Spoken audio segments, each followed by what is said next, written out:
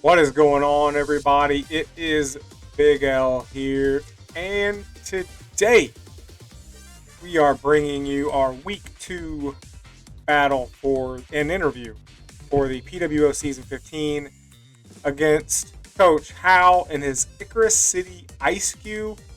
Howell's got a pretty scary team. His types are ice and poison, so pretty interesting type matchup here. Ice and poison into fairy and ground. We can each kind of hit each other's types pretty hard. And we'll go over his team real quick. He's got Mega Venusaur, Toxapex, Alolan Ninetales, Iron Moth, Galarian Weezing, Mamoswine, Skuntank, Arctozolt, Alolan Sandslash, Weavile, and he has the Golbat. So, first things first, at team preview, the first thing I noticed was no Skuntank. That thing, I put a lot of prep in on that thing because I really thought he'd bring it as a way to wall Grimmsnarl. Try to stop it from parting shotting around, since, Prankster parting shot won't work on a dark type. So not seeing that thing was nice. I'm really glad, because last minute, T4U and I decided to change to parting shot on Grimmsnarl. Originally, I had Stomping Tantrum, so thank God I made that change. And yeah, other than that, I thought Golbat would come too, just as a non-grounded, just as a mon that's immune to ground. But he does have the Galarian Weezing, which I also thought would definitely come. And unlike last week, we didn't not prep for the mon that is 4 times weak to ground. So we did actually prep for the Iron Moth, and it came. This week, my dedicated lead was the Iron Treads. As you can see, we brought the Iron Valiant Iron Treads, Nidoqueen, Garchomp, Grimmsnarl, and Piloswine. He brought the Weavile, Alolan Ninetales, Alolan Sandslash, the Mega Venusaur, Galarian Weezing, and the Iron Moth. Like I said, I thought there wasn't a single mon on this team that I thought there's no way he's bringing that. Just because, like I said, the type matchup was interesting. My Iron Valiant is fast enough with the speed boost to outspeed everything on his team except for a Scarf Weavile. And yeah, we brought Scarf Nidoqueen again. We have leftovers, a bulky but offensive Iron Treads. We have an offensive Garchomp with Brick Break. Our Grimmsnarl also has Brick Break, and we have just a pretty spadef Piloswine that can wall a lot of his entire team. Like I said, Iron Treads is pretty much my dedicated lead. I really would like to get Rocks up early in this game. If he leads the Ninetales like I was expecting, I was like, you know what, I threaten it with an Iron Head, or I can get Rocks up. Whichever one he wants to go for is fine. I definitely live a Blizzard, so I'm perfectly content with this lead. And we'll go ahead and get into it. And he leads with the Iron Moth, which I definitely did not expect as a lead. Whenever I see it's not photosynthesis, so I see it's not booster energy, that's a really big. That's big for me. This put me on the back foot pretty much immediately. So I was looking at calcs, and I see that by far my best switch into this thing is my Piloswine. He goes for the Fiery Dance. It does a fair amount to me, and he gets the special attack boost, which is unfortunate because that means I can't live 2 more. Unless he gets a special attack boost on the first 2, I live 3 of those. But if he gets a special attack boost on one of the first 2, I'm dead to 3, which is unfortunate, but it is what it is. So here, I have to go for the Earthquake. I would love to have gotten Rocks up here, but like I said, I couldn't risk him going for it, because like I said, I don't live another one. So if I go for Rocks and he stays in, my Piloswine is just dead, or something's dead the next turn, which is really unfortunate. So I'm like, I have to go for Earthquake here. I mean, I fully expect the Weezing to come in, because I expect that to absolutely be Levitate. So would have loved to have gotten Rocks up here, but he does make the predicted play, which is to go out into the Galarian Weezing on my Earthquake. It's immune because of Levitate. And here I go right back out to Iron Treads. He goes for the Strange Team. We see that it is not an offensive variant of the Weezing. So here I think is a good opportunity for me to get my webs up. My Stealth Rocks up. So I just go ahead, I go for the Stealth Rocks here. And I thought he'd switch out here. I thought he'd maybe just go right back out to the Iron Moth here. But he stays in and goes for another Strange Steam. That's fine. That's doing next to nothing to us. And now I'm thinking, okay, now he's probably going to switch. I'm going to go ahead and make a cheeky little play here. I'm going to try to go for a Rapid Spin so I can maybe outspeed that Iron Moth whenever it comes in. Because at this point in time, I'm thinking, okay, he wasn't Booster Energy. He's probably Heavy Duty Boots. So I'm like, I'm gonna go for a Rapid Spin, try to get a cheeky little boost here, as he just stays in and goes for the defog. So I'm like, okay, Iron Head probably wasn't gonna do too much to him anyway, which I guess that's very fair. Gives me a free turn to Leftovers recovery, and I get a speed boost, which is pretty nice. So I'm like, okay, I'm just like, okay, if he's gonna just give me damage on this, I'm gonna go ahead and I'm gonna get some damage off. I decide to go ahead and go for an Iron Head, and he switches in the Venusaur, and look, hey. Mega Venusaur is a Pokemon my team doesn't deal with very well. So if he's willing to give me that much damage on it, I'm definitely gonna take it. Fun fact, and me and Howell talked about this a little bit in the post-game interview. I was doing calcs on this. I had no idea how my Iron Head did that much to this Venusaur with my spread. I'm sitting there calcing this for like 5-6 minutes in game. Like, I'm even apologizing to him in the in-game chat, like, hey, sorry I'm taking so long. I'm really trying to figure out what's going on here. And I had Aurora Veil on his side for my calcs. So, because I'm like, negative defense nature, 0 HP, no defense, even 0 defense IVs. I was like, I should not be able to get that much damage off. But anyway, I'm like, I thought about staying in here for a second because I definitely didn't think he was going to go for a poison move. Like I said, I'm immune to that. And I'm like, if he does go for a Leech Seed, I can just Rapid Spin them away next turn. Like I said, I really want damage off on this Mon. But it's early game, and my Iron Treads, as you can see, is in really, really good shape. Really, really good health. So I decide I'm going to go ahead and after I take my Leftovers recovery, I'm going to go ahead and switch out into my Grimmsnarl. And he goes ahead, Mega Evolves, which is understandable, and he misses the Leech Seed, which that's a bummer for him. It definitely, I don't think it would have made a big difference in the game. It could. You'll see why later. So here, my plan was to come in if he does go for Leech Seed, immediately Parting Shot out, limit the HP recovery he gets with this, because like I said, this Venusaur is a problem for my team to bring down. But here, I'm not Leech Seeded, so I'm like, I can go ahead and go for a Light Screen. So that's exactly what I do here. I go for the Light Screen as he goes for the Sludge Bomb. Got 35% off, and he gets the poison. So Grimmsnarl, dude, you need to start not getting poisoned by Sludge Bomb. See, he's 2 for 2 on getting poisoned by Sludge Bomb, but you know what? That's deserved. He missed the Leech Seed the turn before. That one is totally deserved.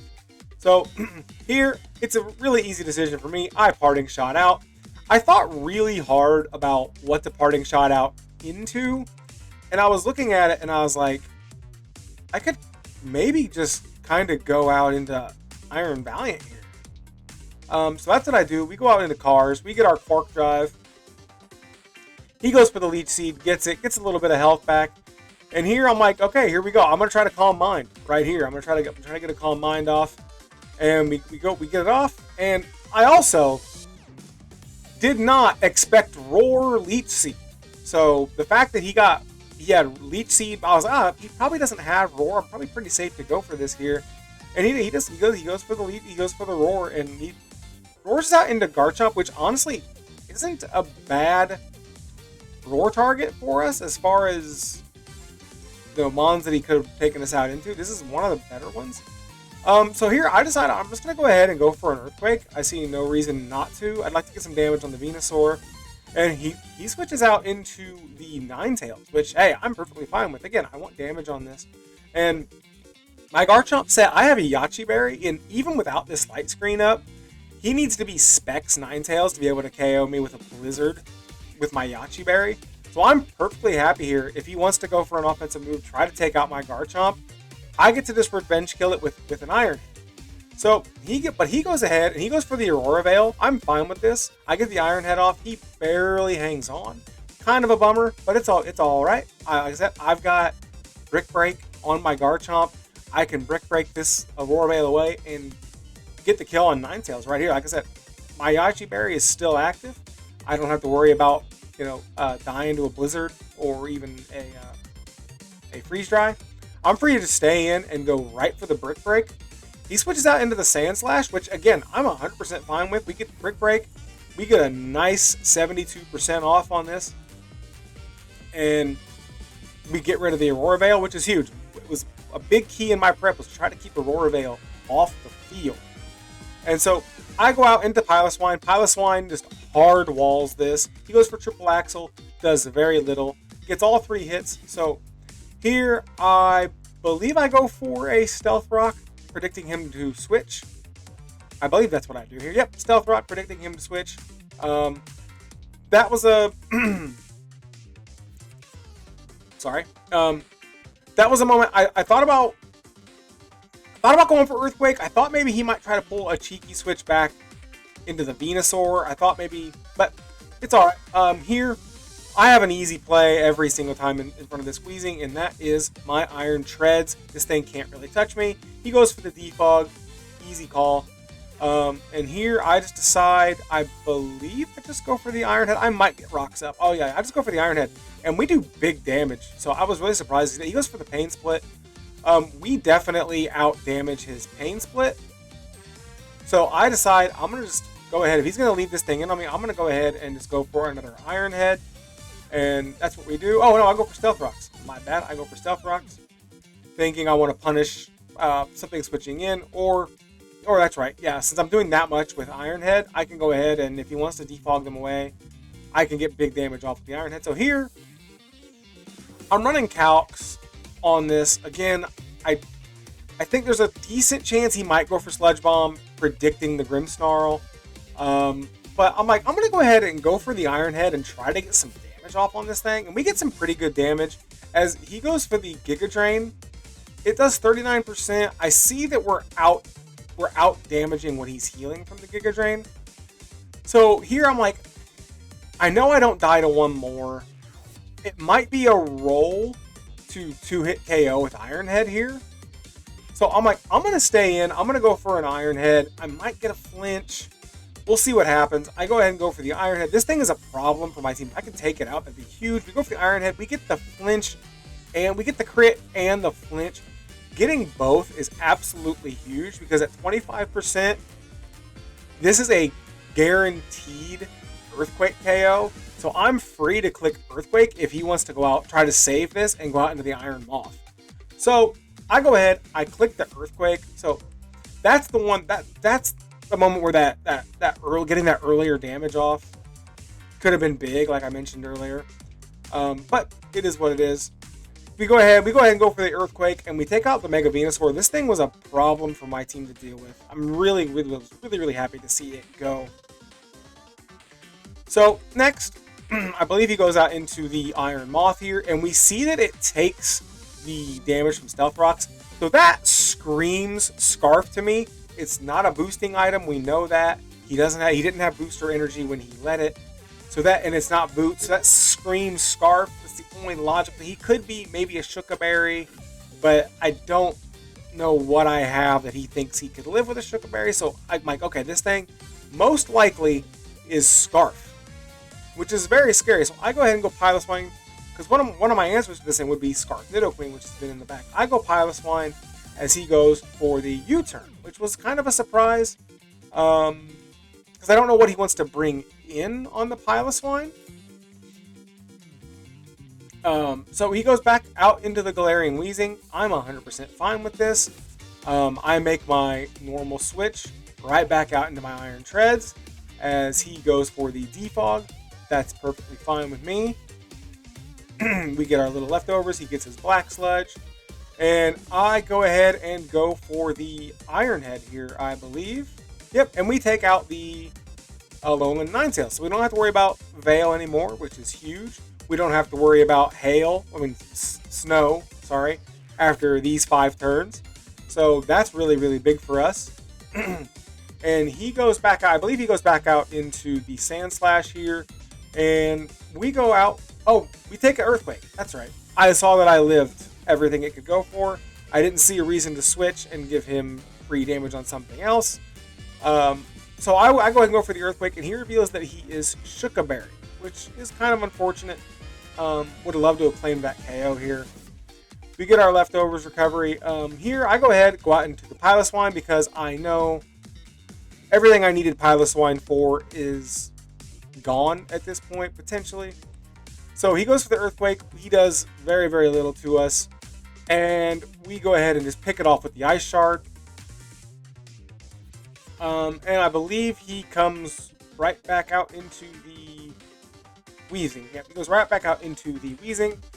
And then he immediately switches into the Weavile. He pulls a double, which is would have been a decent play if I didn't go for Stealth Rocks that turn. But I see what he was going. He was trying to catch the Iron Treads coming in, which is it's a fair play on his part. Which if I go Iron Treads there, I probably have to sack something to this. Most likely, I probably have to sack something to this. But I go for the Stealth Rocks because I want them up. He goes for the Triple Axle. Again, it does very little, but that tells us that this is a choice banned Weavile. So we go for the Earthquake. I want damage off on this thing, and I wanted to see how much it did. I know I can live another hit. I know I can live another 3-hit Triple Axle, so I go ahead and stay in. He goes ahead, hits it again. I hit another Earthquake. Wear this thing down, and on the next turn, I go ahead and I decide I'm going to go ahead and go for an Ice Shard, get what damage I can. We get a little crit that doesn't matter as he goes for the Triple Axle, and he knocks us out. And here, I decide to go ahead and go into my Nidoqueen. Nidoqueen outspeeds this. It's the only thing on my team that outspeeds this now that Valiant has lost his booster energy. So I just decide, Sludge Wave is free here. I don't see the reason to go for an Earth Power. And he goes into the Wheezing. I thought he'd just let that die there because he didn't have boots. I knew he was banded. And maybe he thought if I switched in, went for an Earth Power, get him free, and then he could defog. I'm guessing that's what he thought. But we do big damage with the Sludge Wave. I see no reason to change moves. We go for a Sludge Wave again. Nidoqueen picks up her first KO of the game. And here he goes out into the Iron Moth. Unfortunately, Sludge Wave is not a 2-hit KO on Iron Moth from this range, so I have to switch. We go out into Iron Treads. I know it's going to die. It's fine. Good job, Iron Treads. You did a great job in your debut. I can go right back out into Nidoqueen, and now with no Levitate Mons, I can safely go for the Earth Power. We can knock this thing out. Nidoqueen gets... And now, technically, Piloswine gets a second kill on the Weavile as it dies to the rocks. And that is GG. We pick up a clean 4-0. Aside from that Iron Head flinch, I don't know if that changed the game. I think that might have just made the game a little easier for us. At that point, because I could have just gone like Garchomp and clicked EQ, but I don't know. I don't know how that would have changed. It could have changed the game. I still think we win. But that flinch really made the game easier for me. But anyway, we get off to a hot 2-0 start with a really good team. 2 good wins against 2 good players. And we have a +7 differential. I really like how the team is playing. I like how the team feels to play. It's basically performing exactly how I hoped it would whenever I drafted it. And I'm really excited to keep using this team. I'm really, really enjoying it, like I said. And we will catch you guys in the interview in just a second. See you in a second. What's going on, everybody? It is Big L, and we are here right after the battle, and I am joined by Howell. What's going on, my guy? Hey, that's me. That's my last name. How's it going? So we just got done playing, and on screen in front of you right now is Howell's team that he brought for me. The first thing that stood out at Team Preview... Oh, you were Icy Rock. Okay. The first thing that stood out to me at Team Preview was no Skuntank. I thought for sure that thing would come. Yeah, I really wanted to put it on the team, but I felt like with your team being mostly ground, that just being having multiple ground weak Pokemon in this match was just not going to work out. Yeah. I thought I think I only got Grimmsnarl in that one time. I was like, oh cool, no Skuntank means I can pivot around. I can kind of do what I did last week. But I don't know, your poison types are so hard for me to switch in on. Like it's so hard for me to get in on them. Mhm. Uh, Yeah, with the defensive abilities that both Venusaur and Weezing brought, I felt like having another like more passive type of Pokemon on the team would just put me in a bad situation considering all the threats that you have on your side. oh, I thought offensive Skuntank looked pretty good. I Like mean, I brought it yeah, last week and it did pretty well. Gunk Um, Gunk Shot is tough for my team to switch in on. I felt it was just a little slow because like you have the option for like Scarf Garchomp. Hmm. I mean Treads is just fast in general, Yeah. and then with something as bulky as Piloswine like you brought, like Hmm. I felt like those are all just solid switch-ins to me, and they force me out every time, and then I get unnecessary damage on something that I kind of need for later in the game. But it definitely was on the radar, but I just couldn't fit it in. Yeah, for sure. And I was also, what else was I a little bit surprised by? I kind of expected Toxapex. Your team your team was tough in the fact that there wasn't a single Mon on your team that I was like, yeah, I couldn't really see him bringing that. Like every single Pokemon on your team, I was like, yeah, I could definitely see that coming, because our types matched up in a way that, my ground counters your poison, your ice counters my ground, my uh, I mean, my fairy doesn't counter your ice, but whatever. You got your poison counters my fairy. Like it was Mhm. our types kind of were a pretty interesting combination for the week. Yeah, I definitely felt that too. Because like during the team preview, I'm like, okay, cool, I can bring this to get it. Except you have like six other answers for it in the back, so it's like it was just a hard team building I was utility I for was sure. wondering during the game when you kept Weavile in the back. I was wondering if that was going to be banned and meant to just sweep late. That's one of the reasons. Like I was like, I've got to keep Nidoqueen around because I've got to have a way to kill that thing. Because yeah, if, late in the game, I would have had no answer for that Weavile if I didn't have Scarf Nidoqueen.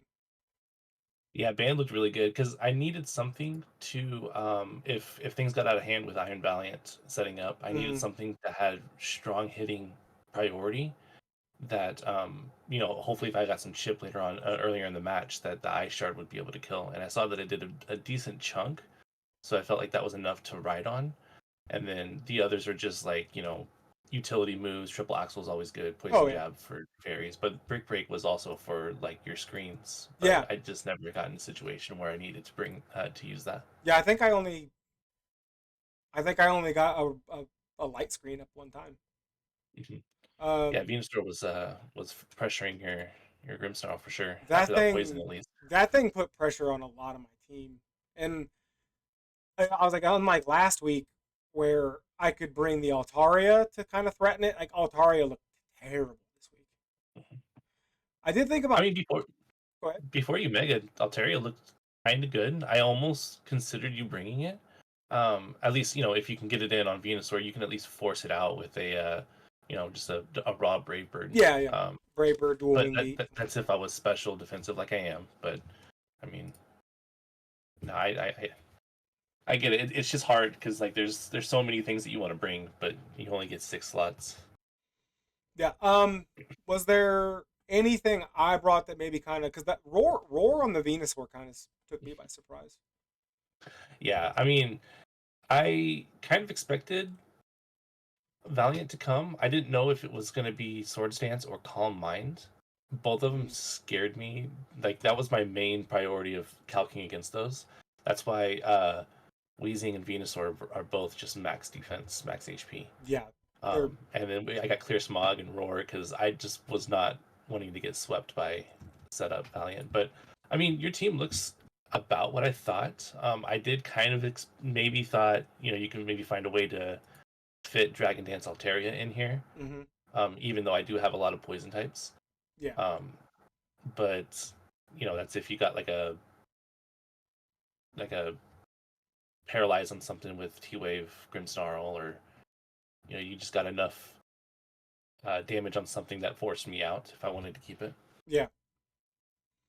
I was surprised. I was a little surprised at how you played the Nine Tails, but seeing the set makes a lot of sense with your only attack Yeah. move being freeze dry. Mhm. Yeah, I saw Freeze Dry did just under half to everybody, which I thought was good enough chip to get away with. I mean, it was just there to be strictly to enable Sand Slash to do what it needed to do. I mean, it's not the strongest thing, but if if I got like a sword stands on it or something, then it could pressure something out. Yeah, it just Um, has to. It just has to do enough, right? mhm. And of Yeah, course, see, yeah. the moment that kind of changed the game. It made the game much easier for me to win, which was that flinch on the Venusaur. See, Um, the flinch wouldn't have been so bad if it wasn't for the crit yeah, the too. crit It's the just crit put you in a really weird spot too, because then I could click Earthquake freely. Like you couldn't switch out into Moth because like I could just click Earthquake to get the kill, mhm. which that Yeah, make that puts you in a tougher spot too. contemplated just sacking Ninetales and just running with it, and I feel like that may have been the better play. Yeah, Um, potentially. but at the time, I didn't know if Sand Slash was able to break through if I could get that Piloswine out of here. But fortunately, the reason why you brought it, Piloswine just sat there and just didn't care It about just anything. yeah, that's what like I almost brought Pilot Swine last week, um, but it just at the end of the day I switched to Altaria, which thank God because Altaria kind of went off last week. But um, yeah, Pilot Swine really put in the work this week. I couldn't believe it whenever I looked at the calcs, and I was like, oh yeah, the hail uh, also benefits Pilot Swine. And I'll tell you that calc whenever the Venusaur first came in, I'm like, there is no universe that I'm seeing where Ironhead should do that much damage. I'm like, what the hell is happening?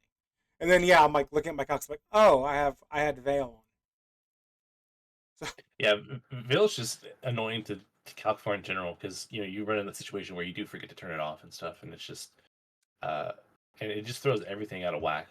I almost didn't bring it just because of the Piloswine. I didn't want to like give you more defenses, but the only other thing I could think of to slot in there would maybe be Golbat, and that just wasn't.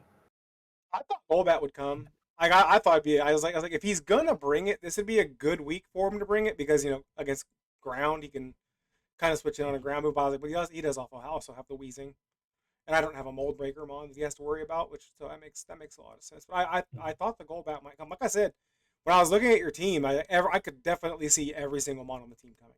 Like that's what made this week's prep so tough. Really was like there's just yeah just every Pokemon had to be well accounted for. And I wasn't going to make the same mistake I made last week, which is like, oh, 4 times weak to Groundmon on the team. No, he's not going to bring that. I actually did calc for Iron Moth. I was, Okay. I was, I was kind of prepared for that thing because that thing is a demon. Yeah, I saw that Scarf Iron Moth just plays really well into the team Mm-hmm. outside of Piloswine, and even then, if I could maybe three shot it. I think is what my calc said. If it was If you physically got to look defensive. like the turn one, if I think if you got to if I'm at 100%, I think if you got one special attack boost on one of the first two, I think you three shot. I think you three hit KO. I think. Pretty sure I that's how it works. think so. Yeah, plus one Yeah, I think you have into. to get a +1 on one of the first two to get a three hit KO. I don't remember. I'd have to open the calcs back up. Were you special defensive Piloswine? Yeah, I had a lot of special defense. So yeah, Yeah, one I thought so. 188. Yeah, I had a lot of SPF. Let's see. Another thing. I was also kind of prepared for T spikes. I thought T spikes might come. Yeah, I almost had it on there, but I didn't know if maybe you wanted to try a more defensive Nidoqueen and Mm, just being able to just soak those up. I couldn't like risk wasting turns against your team just because of how much power you have on the top end. right. That a wasted turn is enough to seal the game. And I mean, you saw I had a leech seed miss that kind of put me in a rough spot. Yeah, that was kind of rough too. Now And it, then it the it puts you at less HP, but you did get the poison the next turn on Sludge Bomb. So yeah, so Grimmsnarl was kind of around where he would have been, but it didn't. That didn't end up playing into because I don't think Grimmsnarl even saw the field again. But no, yeah, because I mean, once Venusaur was gone, I mean, you had a good spot with Iron Shreds, just swapping around with Pillow Swine. Hmm. That And I was then just in a rough spot where I had to make unnecessary predictions just to try and catch back up. and then once the Sand Slash was gone, Nido Queen could come in and just spam Sludge Wave because like with rocks up, Iron Moth didn't really want to switch in on rocks plus a Sludge Wave. So, but yeah, but anyway, it was a really good game. And hopefully maybe we'll see you again in playoffs. Let's hope so. I started off 0-2, so I got a I thought you tough won hill last climb. week. Who'd you play last week? I thought you won last week.